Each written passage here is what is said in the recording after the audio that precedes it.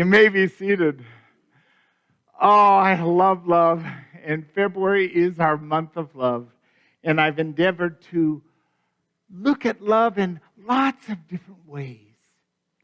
And today's no different because we're looking at listening with love. As we know, there's all kinds of listening. There's all kinds of hearing things. And it's the level at which we're willing to put into listening that opens us up to listening with love. Now, sacred scripture talks about hearing and listening in so many ways because it really is important. It's one of our senses, our hearing. And here, Matthew chapter 11, verse 15, he who has ears to hear, let him hear. If we look around, isn't it true we all have this in common? Usually both sides, unless you're Van Gogh. You know, we all have them. What this is saying, if you're given the gift of hearing, really hear. I would venture to say that that's an invitation to listen with love. Because when we're loving, we're open. When we're loving, we're more accepting. When we're loving, we're available to another. And if we apply that to the activity of listening, we're doing a spiritual practice. Listening with love. Simon Sinek, if you want to be inspired, you could Googlate his name, and there's many YouTubes, and he's just a wise man. And he's written books and stuff. Here he says, listening is not the act of hearing the words spoken. It is the art of understanding the meaning behind those words. I love this because here in Unity, we look at the metaphysics for understanding of many things. And that metaphysics is beyond the physical. So this is meta words. It's beyond the words. It's what's carrying the words. We can say something that if it's transcribed, it's quite innocent. But the way it's inflected and intonated, it can be an insult. It can be a compliment. And we know what that's like. When we open ourselves to look at the meaning beyond the words, we're not restricted by just what words are said.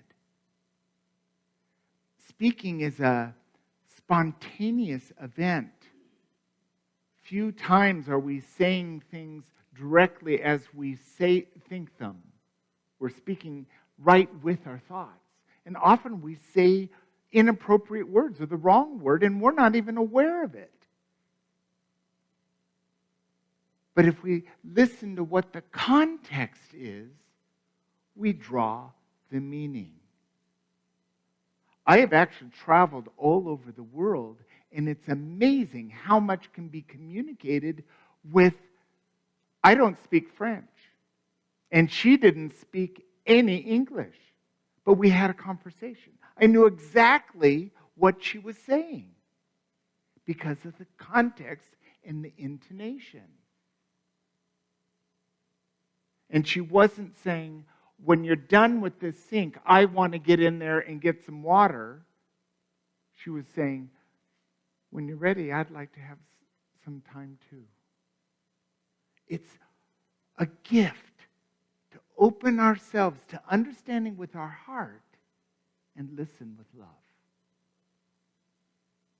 Roy T. Bennett, a great writer, and his wisdom says, listen with curiosity. Speak with honesty. act with integrity. The greatest problem with communication is we don't listen to understand, we listen to reply. And isn't that often? I'll catch myself where I'm hearing a little bit, but boy, I am so caught up in, how am I going to respond? Well, no, I could say, no, I don't want to touch on that. I don't want this to be an hour-long conversation. So when we aren't really listening, we're not respecting what the person's saying. We all want to be acknowledged. We all want to be heard. So listen with wonder. I wonder what this is going to be about. I wonder what I'm going to learn here. And then when we speak, honesty requires us to be fully present and speak truth.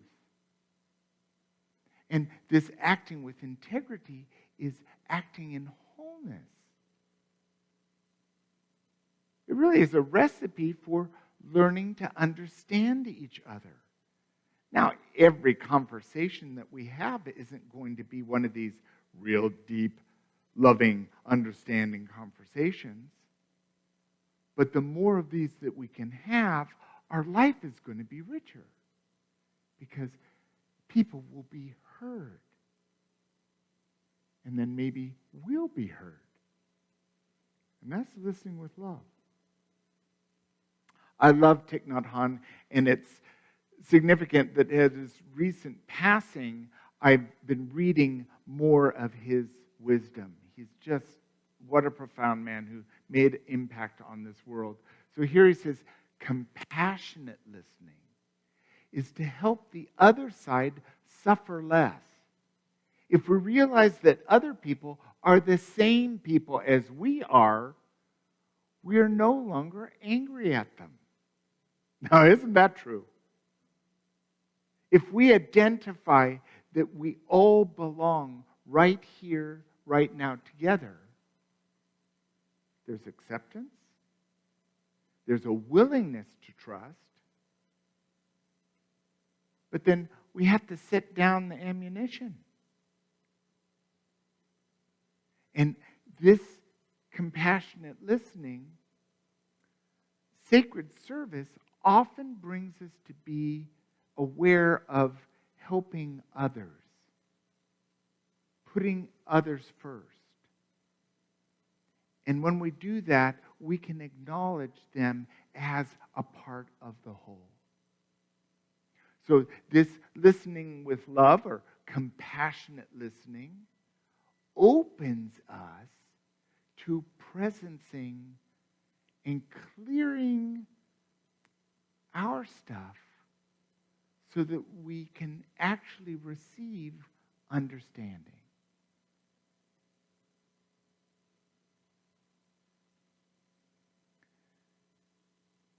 To kind of bring this to some touch points, some tips for loving listening, I wanted to use this wisdom from Eckhart Iswarn, who's written wonderful books. This comes from his book, Passage Meditation.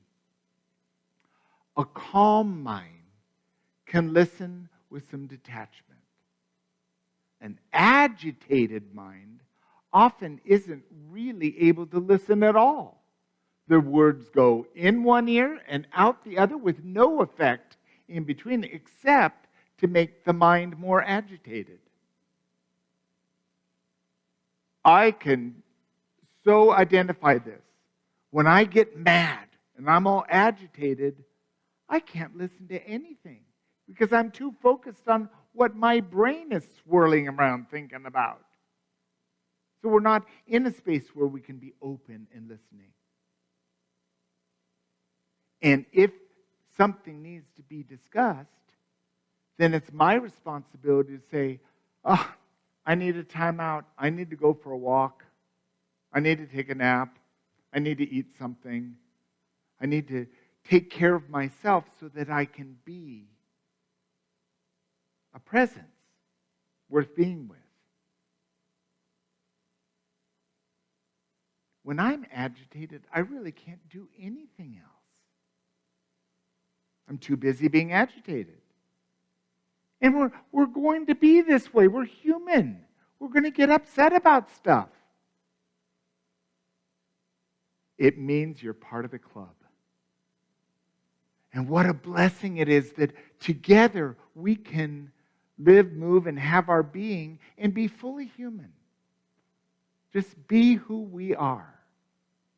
And when we're doing that, we're open to the possibility of a deeper understanding. And there are some things we could do to amplify the possibility for that loving listening. So, tips for listening with love. Be attentive. So, being an attentive speaker, we focus on who's speaking. And don't interrupt. It's so tempting sometimes because we have such juicy ideas and we just want to share. But just refrain from interrupt. Let them finish. And it's always a good idea to reduce the distractions. Turn off the phone. Put it down. No, put it down. You don't have to throw it away. Just put it down.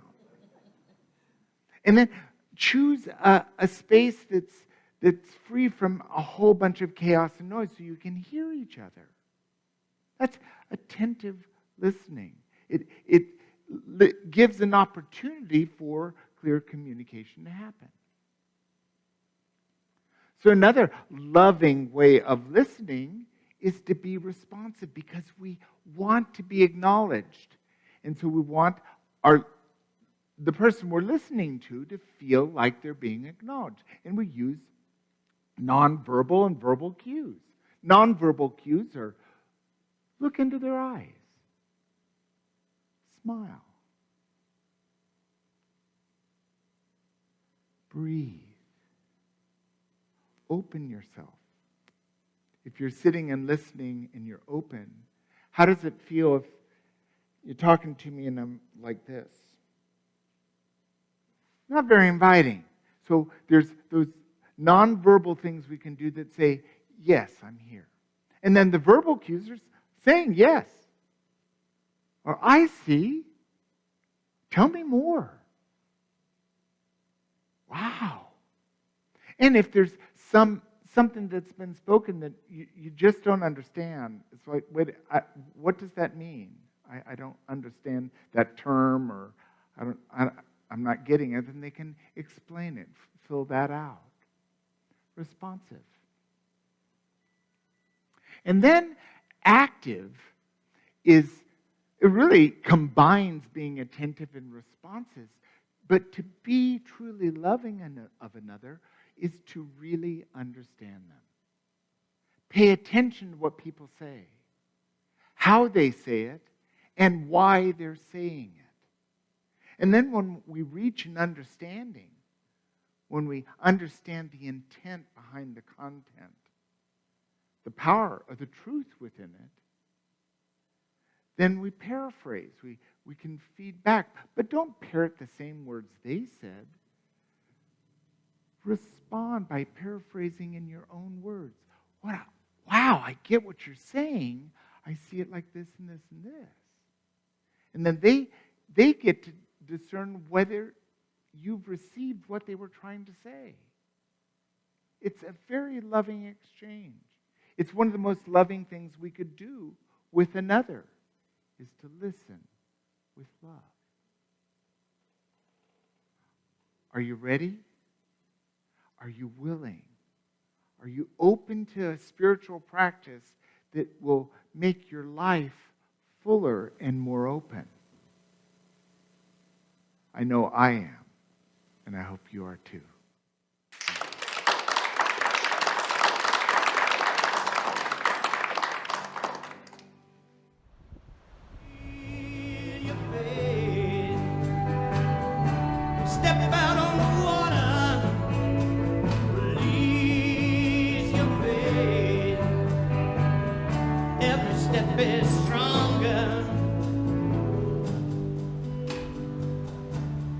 Out on the water.